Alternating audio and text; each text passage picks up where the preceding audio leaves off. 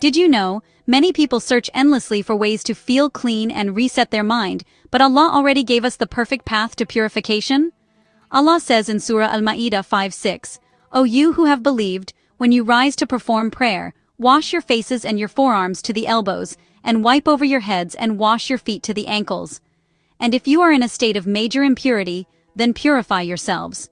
But if you are ill or on a journey, or one of you comes from the place of relieving himself, or you have contacted women and cannot find water, then seek clean earth and wipe over your faces and hands with it.